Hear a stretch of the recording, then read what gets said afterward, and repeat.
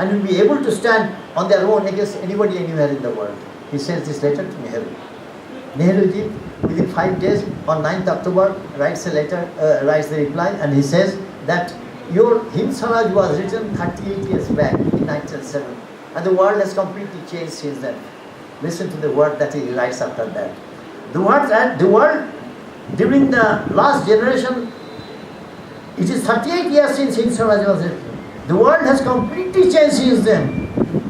Then he says, possibly in a wrong direction. Then he says, this Western paradigm of development, he says, you are right in saying, Jawaharlal is writing, you are right in saying that the world, or a large part of it, appears to be bent on committing suicide. This is an evil seed planted in civilization, but there is no alternative. That is what he writes.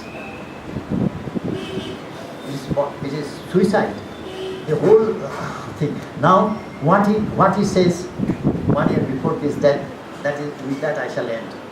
In 1964 he died. In 1963, in September, in a conference on welfare in a developing economy, he writes like this. My mind was trying to grapple with the problem of what to do with more than 50,000 villages of India and the people who live there.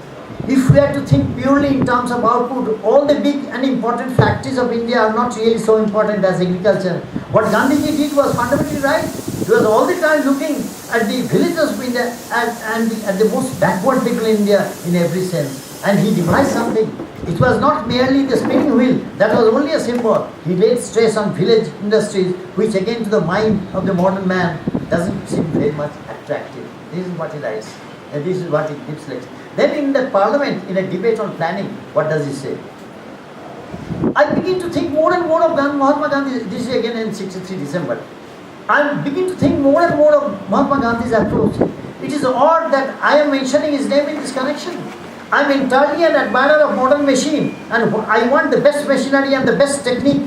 But taking things as they are in India today, however rapidly we advance towards the machine, the fact remains that large numbers of our people are not touched by it and will not be for a considerable period of time. And at this time, every 3 seconds, a child dies of malnutrition here in India. 1 lakh farmers commit suicide within 7 years or so, and the things what is happening that we see. So, we need a different kind of society. That is what really maybe he will speak, a different kind of society where our demand from nature has to be reduced. Our demand from nature has to be reduced. And what are the criteria?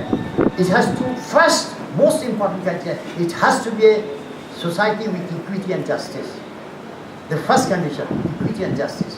And that equity will not be only in the present, it will equity as in intergenerational equity. Those will be coming after 100 years or so. There must be equity between them and me. I shall finish up everything now, and equity in the society.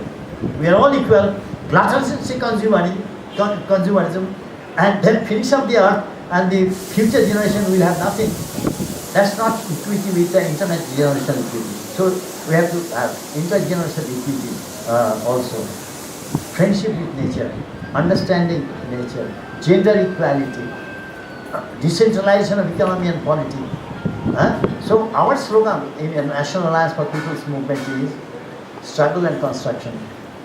We have to struggle for a new kind of society. And all over India, constructive work is going on. Constructive, I have seen those constructive work. And we can change India. We can change India, but we can't make India America or Europe. We have to make a different kind of India, and they will also collapse. That's my feeling. And then Frank Finer says, don't do it, humans will become extinct from Earth. Okay? With these words, let us all fight. Let us all struggle. Let us all fight for a new kind of society. And also with the understanding what kind of society, what kind of civilization, what is progress, that has to be understood. Let us now conclude. Let me conclude.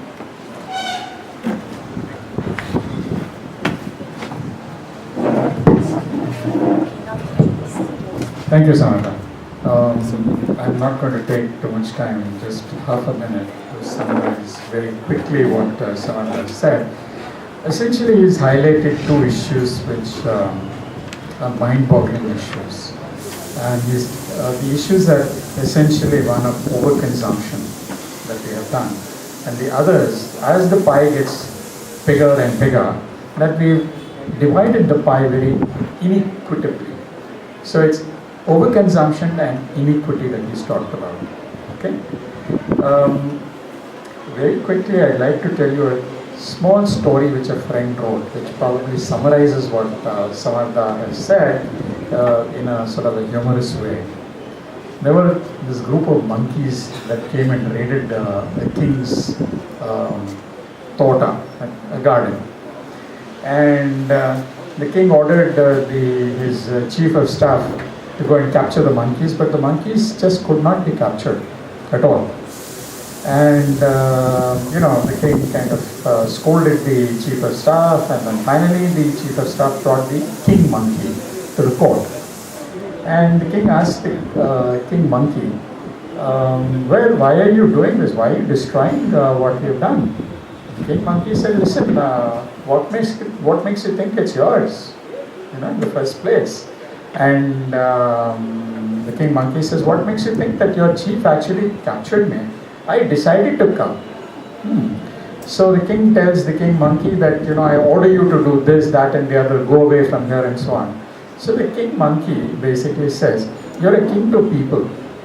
You're not a king to the monkey. What makes you think that you're a king to the monkey? What makes you think that you can take whatever you want from nature?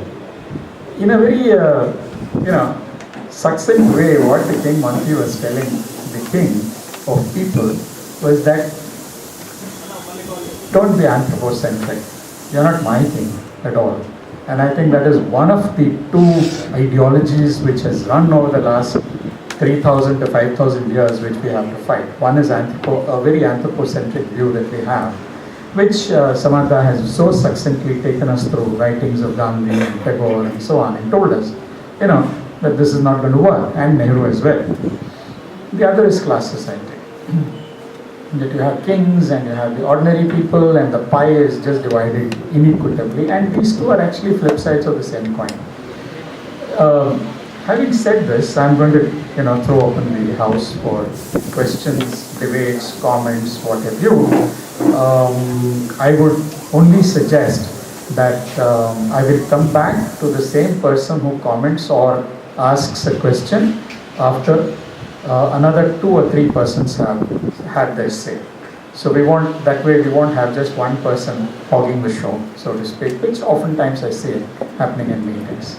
So the floor is yours. Please ask questions, make comments, whatever you want to know.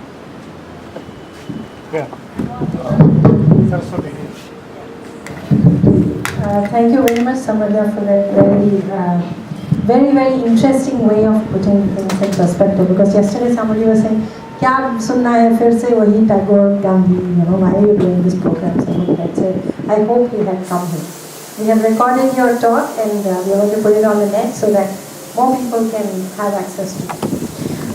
Thank you very much. I hope people will join me here in giving you congratulations for putting things so well.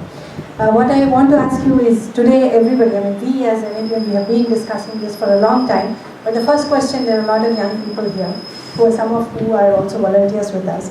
So when I say we just have to go back to the earth and start working with our hands, everybody says, "Lekin mujhe padhai karna hai. I have to be an engineer or a doctor," and all that, which is also part of the system, wherein every young person from a village is now aspiring to quit the village and come to the city, or being part of the system. So how do we actually, what do we say to them?